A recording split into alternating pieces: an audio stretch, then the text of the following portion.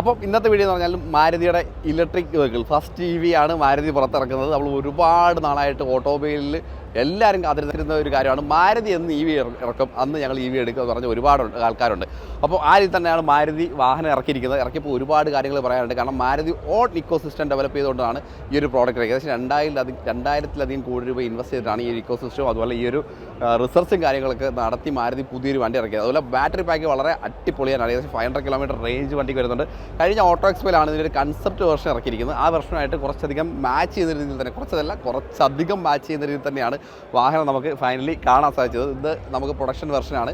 ഏകദേശം 100-ലധികം കൺട്രീസിലേക്ക് എക്സ്പോർട്ട് ചെയ്തത് ഇന്ത്യയിൽ നിന്നാണ് എന്നുള്ളതാണ് മറ്റൊരു അഡ്വാൻറ്റേജ്. ഗുജറാത്ത് പ്ലാന്റിലാണ് ഈ ഒരു വാഹനം മേക്ക് ചെയ്യുന്നത്. ഗ്രാൻ വിത്താറയല്ല, ഈ വിത്താറയെ കുറിച്ച് നമുക്ക് ഡീറ്റെയിൽ ആയിട്ട് പറയാം. ഫസ്റ്റ് ഓഫ് ഓൾ ആദ്യം പറയാനുള്ള കാര്യം പറഞ്ഞാൽ ഇതിൻ്റെ പ്ലാറ്റ്ഫോമിനെ കുറിച്ച് തന്നെയാണ്. EV വെഹിക്കിളിന് വേണ്ടിയിട്ട് ഒരു ഡെഡിക്കേറ്റഡ് ഹെഡർ പ്ലാറ്റ്ഫോം തന്നെയാണ്. എങ്കിലും അതിനകത്ത് കുറച്ച് ചേഞ്ചസ് വരുത്തി EV ബേസ്ഡ് ആയിട്ടൊരു പ്ലാറ്റ്ഫോമാണ് വന്നിരിക്കുന്നതാണ് ഫസ്റ്റ് കാര്യം. പിന്നെ രണ്ടാമത്തെ കാര്യം ഈ കാണുന്ന വീൽ ബേസ് 2700 വരുന്ന ഒരു ബിഗ് വീൽ ബേസ് വാഹനത്തിന് കൊടുത്തിട്ടുണ്ട്. അത് വാഹനത്തിൻ്റെ സ്റ്റെബിലിറ്റി, ബാലൻസിങ് അങ്ങനെ കാര്യത്തിലെല്ലാം കുറച്ചുകൂടെ അഡ്വാൻറ്റേജ് ആണ്. പിന്നെ വിത്താറയാണെന്ന് നമ്മൾ നോക്കുമ്പോൾ സൈഡിൽ ഈ ഒരു ലുക്ക് കാണുമ്പോൾ മനസ്സിലായി കുറച്ചുകൂടെ ഒരു ബൾക്കി ഫീൽ വാഹനത്തിന് നല്ല രീതിയിൽ കൊണ്ടുവരാൻ ശ്രമിച്ചിട്ടുണ്ട്. അത് നമുക്ക് ഓൾമോസ്റ്റ് നമുക്ക് ആ ഒരു കഴിഞ്ഞ ഓട്ടോ എക്സ്പോയിൽ കണ്ട വണ്ടിയായിട്ട് കുറേയധികം സിമിലാരിറ്റീസ് വണ്ടിയുണ്ട്. പക്ഷേ വീൽ ബേസിനകത്താണ് നല്ലൊരു ചേഞ്ച് വന്നത്, നല്ലൊരു നീളം വാഹനത്തിന് തോന്നുന്നുണ്ട്. ലെങ്തിൻ്റെ കാര്യമൊന്നും വിശദമായിട്ട് പറഞ്ഞില്ലെങ്കിലും 2700 വീൽ ബേസ് വരുന്നത്. അതുപോലെ ക്ലാഡിങ്സ് എല്ലാം വളരെ ബോൾഡ് ലുക്കിൽ തന്നെയാണ് കൊടുത്തിരിക്കുന്നത്. ഫ്രണ്ടിലാണ് ചാർജിങ് യൂണിറ്റ് വരുന്നത്. 2 ബാറ്ററി പാക്ക് വരുന്നുണ്ട്. 49 കിലോവാട്ടിൻ്റെ ഒരു ബാറ്ററി പാക്കും അതുപോലെ 61 കിലോ വാട്ടിൻ്റെ ബാറ്ററി പാക്ക്, 2 ബാറ്ററി പാക്കാണ് വരുന്നത്. പിന്നെ വീൽ വരുമ്പോഴത്തേക്ക് 18 ഇഞ്ച് സൈസാണ്. ഫ്രണ്ടും ബാക്കും ഡിസ്ക് ബ്രേക്കുകൾ, അതുപോലെ തന്നെ മൾട്ടി ലിങ്ക് സസ്പെൻഷൻ, ഫ്രണ്ടും ബാക്കിലും ഡിസ്ക് ബ്രേക്കുകൾ. പിന്നെ സേഫ്റ്റിയുടെ കാര്യത്തിൽ വരുമ്പോഴത്തേക്ക് ഒരുപാട് കാര്യങ്ങൾ പറയാനുണ്ട്. അഡാസിൻ്റെ സെക്കൻഡ് ലെവലാണ് മറ്റൊരു കാര്യം എടുത്ത് പറയാനുള്ളത്. പിന്നെ അതുപോലെ തന്നെ എയർ ബാഗ് വരുമ്പോഴത്തേക്ക് 7 എയർ ബാഗ്സ്. അത് നമ്മൾ നോർമലി ടൊയോട്ടയിൽ കാണുന്ന ഒരു കാര്യമാണ്. അത് സ്റ്റാൻഡേർഡായിട്ട് കൊണ്ടുവന്നിട്ടുള്ളത് മറ്റൊരു അഡ്വാൻറ്റേജ് ആയിട്ട് എടുത്ത് പറയാൻ പറ്റുന്നത്. അതുപോലെ ഫ്രണ്ടിൽ നമുക്ക് 360 ക്യാമറ യൂണിറ്റ് ഭാഗമായിട്ടുള്ള ക്യാമറ യൂണിറ്റും കാര്യങ്ങളെല്ലാം കാണാം. രണ്ട് ലുക്കിലും ആ ഒരു ബൾക്കി ഫീൽ നമുക്ക് നല്ല രീതിയിൽ കാണാൻ പറ്റുന്നു. ബ്രസ്സയാണെങ്കിൽ ഈ വിത്താരയാണെങ്കിലും നമുക്ക് ബ്രസ്സയായിട്ട് വലിയ സാമ്യങ്ങളൊന്നും എടുത്ത് പറയേണ്ട കാര്യമില്ല എന്ന് തന്നെയാണ് തോന്നുന്നത്. ഒരു ക്രോം പ്ലേറ്റിങ് വലുതായിട്ടില്ല, കൂടുതലും ഒരു പിയാനോ ബ്ലാക്ക് ഫിനിഷിൻ്റെ എലമെൻറ്റ്സ് ആണ് കൂടുതലും വണ്ടിയിൽ കൊണ്ടുവന്നിരിക്കുന്നത്. ഒരു ട്രൈ പാറ്റേണിലാണ് നമ്മുടെ DRLും കാര്യങ്ങളും. അതിനകത്താണ് നമ്മുടെ പ്രൊജക്ടർ ഹെഡ് ലാമ്പ് വന്നിരിക്കുന്നത്. ഫ്രണ്ടിൽ പാർക്കിംഗ് സെൻസേഴ്സ് കാണാം, 360 ക്യാമറ യൂണിറ്റ് കാണാം. ഫോഗ് ലാമ്പ് താഴെയായിട്ടാണ് പ്ലേസ് ചെയ്തിരിക്കുന്നത്. വേരിയൻസിൻ്റെ കാര്യമൊന്നും നിലവിൽ പറഞ്ഞിട്ടില്ല. കളർ ഓപ്ഷൻ്റെ കാര്യമൊന്നും പ്രത്യേകിച്ച് ഇവിടെ മെൻഷനിങ് കാര്യങ്ങളൊന്നും ഉണ്ടായിട്ടില്ല. ഇനി നമുക്ക് റിയറിലേക്ക് വരുമ്പോൾ ആ ഒരു ബൾക്കി ഫീൽ വളരെ ക്ലിയർ ആയിട്ട് തന്നെ കാണാൻ പറ്റുന്നത്. പക്ഷേ നമുക്ക് എവിടേക്കോ നമുക്ക് ഫ്രോൺസിൻ്റെ ഒരു ചെറിയൊരു ഛായ, അത് നമുക്ക് മാരുതിയുടെ മിക്ക വാഹനങ്ങളിൽ എപ്പോഴും ആ ഒരു സിമിലാരിറ്റി കാണാറുണ്ട്. അപ്പം ഈ ഒരു വണ്ടിയിലും ആ ഒരു സിമിലാരിറ്റി വ്യക്തമായി കാണുന്നുണ്ട്. ഈ വിത്തറ എന്ന് പറഞ്ഞ ബാഡ്ജിങ് കാണാം, സുസുക്കിയുടെ ലോഗോ. അതിൽ ടെയിൽ ലാമ്പ് കണക്റ്റഡ് ടെയിൽ ലാമ്പാണ്. പക്ഷേ ആ ഫ്രണ്ടിൽ കണ്ട പോലെ ആ ഒരു 3 ലാമ്പാണ് നമുക്ക് ബ്രേക്ക് ലൈറ്റ് ആയിട്ട് ഇവിടെ വർക്ക് ചെയ്തതായിട്ട് കാണുന്നത്. അതുപോലെ ഡിഫോഗർ, വൈപ്പർ അങ്ങനെയുള്ള എല്ലാ കാര്യങ്ങളും നമുക്ക് ബാക്കിൽ കാണുന്നത്. അതുപോലെ ഒരു സ്ലോപ്പി പാറ്റേൺ കൊടുത്തിട്ടുണ്ട്. സ്പോയിലർ ഒരു സ്റ്റൈലിഷ് ആയിട്ട് തന്നെ കൊടുത്തിട്ടുണ്ട്. അങ്ങനെ എലമെൻറ്റ്. അതുപോലെ ബാക്കിൽ ഈ ഒരു ബമ്പറിനെ കുറിച്ച് പറയുകയാണെങ്കിൽ ഭയങ്കര ബൾക്കി ബമ്പർ എന്ന് തന്നെ പറയണം. ആ ഒരു സ്റ്റൈലും കാര്യങ്ങളെല്ലാം വളരെ നല്ല രീതിയിൽ ആ ഒരു ബമ്പർ സൈഡിലൂടെ മെയിൻറ്റെയിൻ ചെയ്തിട്ടുണ്ട്. ഇന്ത്യയിലേക്ക് വരുമ്പോഴത്തേക്ക് അത്യാവശ്യം നല്ല ഒരു ബൂട്ട് വരുന്നുണ്ട്. ഒരു 300+ എന്തായാലും മിനിമം കാണും. നല്ല ബാറ്ററിയിലായിട്ട് സ്റ്റോറേജ്, അതിൻ്റെ ചാർജിങ് കാര്യങ്ങളെല്ലാം നമുക്ക് ഈ ഒരു സ്പേസിലാണ് വരുന്നത്. സ്പെയർ വീല് വരുന്നുണ്ട്. അതുപോലെ പഞ്ചർ കിറ്റില്ല, സ്പെയർ വീലാണ് അടിയിൽ കാണാൻ സാധിക്കുന്നത്. ഇതൊക്കെ വളരെ പ്രീമിയം ഫീൽ കൊടുത്തിട്ട് മാരുതിയിൽ ഈ രീതിയിൽ ഇത്രയും പ്രീമിയം ആയിട്ട് കണ്ടിട്ടില്ല. വളരെ പ്രീമിയം ആണ്. അതുപോലെ 40-40 സീറ്റ് സ്പ്ലിറ്റ് കൊടുത്തിട്ടുണ്ട്. അതുപോലെ 40-40-20 ആ രീതിയിലാണ് സ്പ്ലിറ്റ് സീറ്റ് കൊടുത്തിരിക്കുന്നത്. പാർസൽ ട്രേയുടെ വലുപ്പമൊക്കെ അത്യാവശ്യം നല്ല രീതിയിൽ കൊണ്ടുവന്നിട്ടുണ്ട്. അതുപോലെ ബാക്കിൽ നമുക്ക് നമ്മുടെ ഒരു ലൈറ്റ് കൊടുത്തിട്ടുണ്ട്. ഇവിടെ ഒരു ഹുക്ക്, നമുക്ക് സ്പീക്കർ സിസ്റ്റം, ഹർമൻ്റെ മ്യൂസിക് സിസ്റ്റം, അതിൻ്റെ ഭാഗമായിട്ടുള്ള സബ് വൂഫർ നമുക്കിവിടെ കാണാം. സെക്കൻഡറിയിലേക്ക് വരുമ്പോൾ കുറച്ചുകൂടെ പ്രീമിയം ആയിട്ടുണ്ട് എന്നാണ് ക്ലിയർ ആയിട്ട് പറയാം. കാരണം ഈ ഒരു പ്ലാസ്റ്റിക് ഫിനിഷൊക്കെ അതിൻ്റെ ഒരു ക്വാളിറ്റി കുറച്ചുകൂടി ഇമ്പ്രൂവ് ചെയ്തിട്ടുണ്ട്. അതുപോലെ ഈ ഒരു ടെക്സ്ചർ വളരെ അടിപൊളിയാണ്. ഇവിടെ പിയാനോ ബ്ലാക്ക് എലമെൻറ്റ് കൊണ്ടുവന്നിട്ടുണ്ട്. നമുക്ക് പവർ വിൻഡോ കാണാം. ഇതൊക്കെ നമുക്ക് മാരുതി നോർമലി കാണുന്ന ആ ഒരു പാറ്റേൺ തന്നെയാണ്. ബോട്ടിൽ ഹോൾഡറിന് ഇച്ചിരി സ്പേസ് ആവായിരുന്നു തോന്നി. സ്പീക്കർ സിസ്റ്റം നമുക്ക് അവിടെ കാണാം. അതിൽ ഏറ്റവും എനിക്ക് അട്രാക്റ്റീവായിട്ട് തോന്നിയ ഒരു കാര്യം എന്ന് പറഞ്ഞാൽ സീറ്റിൻ്റെ കംഫർട്ട് വളരെയധികം ഇൻക്രീസ് ചെയ്തിട്ടുണ്ട്. നമ്മൾ നോർമലി സിട്രോണൊക്കെ കാണുന്ന പോലെ വളരെ കംഫർട്ടബിൾ ആയിട്ടുള്ളൊരു സീറ്റ് തന്നെയാണ്. ഭയങ്കര കുഷനിങ് കേട്ടോ, ഭയങ്കര സോഫ്റ്റ് ആയിട്ടുള്ള കുഷനിങ് കൊടുത്തിട്ടുണ്ട്. അതിലിവിടെ ലെതറേറ്റ് ഫിനിഷും ഇവിടെ ഫാബ്രിക് അങ്ങനെ മിക്സഡ് ഫിനിഷാണ്. അതുപോലെ അതിൻ്റെ ഒരു കംഫർട്ട് സ്റ്റൈലിങ് കാര്യങ്ങളൊക്കെ വളരെ മികച്ച രീതിയിൽ തന്നെ ചെയ്തിട്ടുണ്ട്. അതിൻ്റെ സ്പേസിങ്, ബാക്കിലത്തെ ഈ റോ സ്പേസിങ് വളരെ നല്ല രീതിയിലുണ്ട്. പ്ലാറ്റ്ഫോം ആയതുകൊണ്ടാണ് കുറച്ചുകൂടെ കയറി നിൽക്കുന്നത്. ബാക്കിൽ AC ഇവൻറ്റ് പ്രൊവൈഡ് ചെയ്തിട്ടുണ്ട്. അതുപോലെ സീറ്റിൻ്റെ ഈ ഹെഡ് റെസ്റ്റും കാര്യങ്ങളൊക്കെ വളരെ രസമുള്ള രീതി തന്നെയാണ് ചെയ്തത്. ബാക്കിലെ ഹെഡ് റെസ്റ്റും അതുപോലെ തന്നെ ആ രസമുള്ള പാറ്റേൺ തന്നെയാണ് കേട്ടോ. ഇതൊക്കെ നമ്മൾ നോർമലി കണ്ടിട്ടില്ലേ, എവിടെയാണ് ടൊയോട്ടയൊക്കെ കുറച്ച് കണ്ട ഒരു പാറ്റേണാണ് ഈ സൈഡിൽ കണ്ടതെന്ന് എനിക്ക് തോന്നുന്നു. എനിക്ക് ബേസിൽ തോന്നുന്ന കാര്യം നിങ്ങൾക്ക് അറിയെങ്കിൽ കമൻറ്റ് ചെയ്യുക. അതിൽ ഇവിടെ പിയാനോ ബ്ലാക്ക് എലമെൻറ്റ് ഒരു കുറച്ച് ഗ്ലിറ്റേഡ് ഫീലും കാര്യങ്ങളൊക്കെ ഇവിടെ കൊണ്ടുവന്നിട്ടുണ്ട്. ഡാഷ്ബോർഡ് വളരെ അടിപൊളി ഒരു പ്രീമിയം ആയിട്ട് തന്നെ ഡാഷ്ബോർഡ് ചെയ്തിട്ട് ഇവിടെ സ്പീക്കർ സിസ്റ്റം കാണാം, അവിടെ സ്പീക്കർ കാണാം.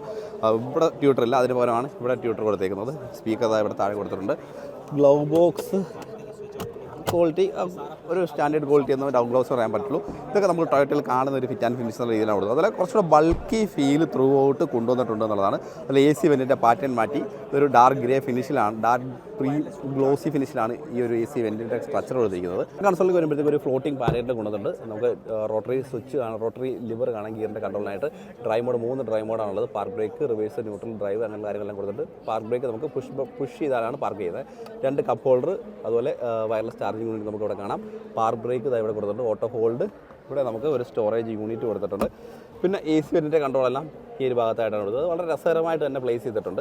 ഒരുപാട് സ്വിച്ചസ് ഉണ്ട് എന്നുള്ള ഫീലിംഗ് കാര്യങ്ങളൊന്നും വരുന്നില്ല. പവർ ബട്ടൺ അതാണ്, ഇഗ്നിഷൻ ബട്ടൺ ഇവിടെയാണ് കൊടുത്തിരിക്കുന്നത്.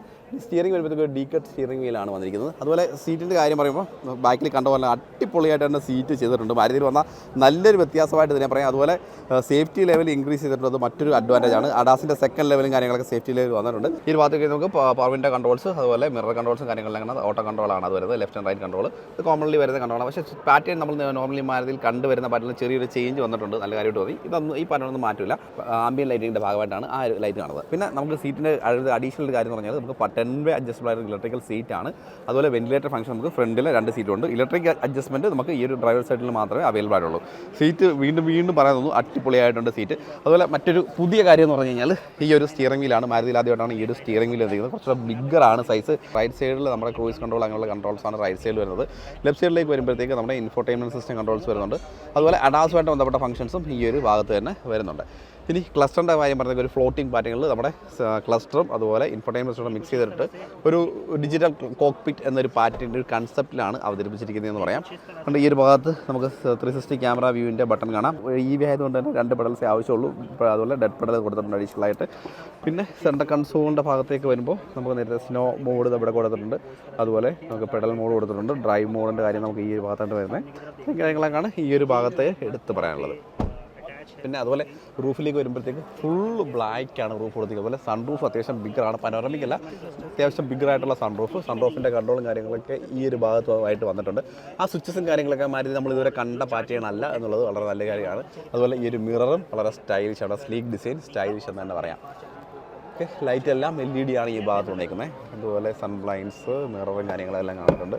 ഈ ഒരു ഭാഗത്തും സൺബ്ലൈൻസ്, മിററും കാര്യങ്ങളും പാസഞ്ചർ സൈഡിലും കാണാം നമുക്ക്. ഓക്കെ, ഇത്രയാണ് ഈ ഒരു ഭാഗത്ത് വരുന്ന കാര്യങ്ങൾ. ഇവിടെ അവൈലബിൾ ആയിട്ടുള്ള കളർ നമുക്ക് ഈ ഒരു ബ്ലൂ കളർ വരുന്നുണ്ട്. ചാർജ് പോർട്ട് വരുന്നത് വാഹനത്തിൻ്റെ ലെഫ്റ്റ് സൈഡിലായിട്ടാണ് കേട്ടോ. നമുക്ക് ഫാസ്റ്റ് ചാർജിങ് ആണ്. പിന്നെ ഒരുപാട് കാര്യങ്ങൾ നമുക്ക് ഈ ഒരു ചാർജിങ്ങുമായിട്ട് ബന്ധപ്പെട്ട് മാരുതി ചെയ്യുന്നുണ്ട് തന്നെ. കാരണം മാരുതിയുടെ ഒരു ഇക്കോ സിസ്റ്റം ഡെവലപ്പ് ചെയ്യുക എന്നുള്ളതാണ് മാരുതി ആ കാര്യങ്ങളൊക്കെ ഉദ്ദേശിക്കുന്നത് വളരെ കൃത്യമായിട്ട് പറഞ്ഞിട്ടുണ്ട്. പിന്നെ നമുക്ക് വേറെ കളർ നോക്കുകയാണെങ്കിൽ നമുക്ക് അവിടെ ഒരു ഡാർക്ക് ഗ്രേ കാണാം. ഇവിടെ ഒരു ലൈറ്റ് ഗ്രേ കളറിന് 2 കളേഴ്സ് കിടപ്പുണ്ട്. ലൈറ്റ് ഗ്രേ കളറാണ് ഈ കിടക്കുന്നത്. ഡാർക്ക് ഗ്രേ കളർ തന്നെയാണ് ഈ കാണുന്നത്. അതുപോലെ വളരെ ഡിഫറൻ്റ് ആയിട്ട് നിൽക്കുന്ന ഒരു കാര്യം ആ ഒരു പ്ലാറ്റ്ഫോം ഫുള്ളി ഇവിടെ നമുക്ക് ഡിസ്പ്ലേ ചെയ്തിട്ടുണ്ട് എന്നുള്ളതാണ്. വളരെ കൃത്യമായിട്ട് എന്തൊക്കെയാണ് ആ ഒരു പ്ലാറ്റ്ഫോമിൽ വരുന്നത്, ആ സസ്പെൻഷൻ്റെ കാര്യങ്ങളെല്ലാം നമുക്ക് കൃത്യമായിട്ട് അതിൻ്റെ ബാറ്ററി പ്ലേസ്മെൻറ്റ് എവിടെയാണെന്ന് നമുക്ക് കൃത്യമായിട്ട് അറിയാൻ സാധിക്കുന്നുണ്ട്. പവർ സപ്ലൈ യൂണിറ്റ് അങ്ങനെയുള്ള എല്ലാ കാര്യങ്ങളും വളരെ കൃത്യമായിട്ട് അറിയാൻ പറ്റുന്ന രീതിയിൽ ഇതിനൊരു ഡിസ്പ്ലേ ഇവിടെ ക്രമീകരിച്ചിട്ടുണ്ട്. പിന്നെ അതിൽ എക്സൈറ്റിംഗ് ആയിട്ടുള്ള കാര്യം എന്ന് പറഞ്ഞാൽ ഗ്ലോബൽ പ്രൊഡക്ഷൻ ഇന്ത്യയിലാണ് പ്ലാൻ ചെയ്തിരിക്കുന്നത്. ഗുജറാത്ത് പ്ലാന്റിൽ ഏകദേശം 2000-ലധികം കോടി രൂപയാണ് ഈ ഒരു പ്രോഗ്രാമിന് വേണ്ടി മാരുതി ഇൻവെസ്റ്റ് ചെയ്തിരിക്കുന്നത്.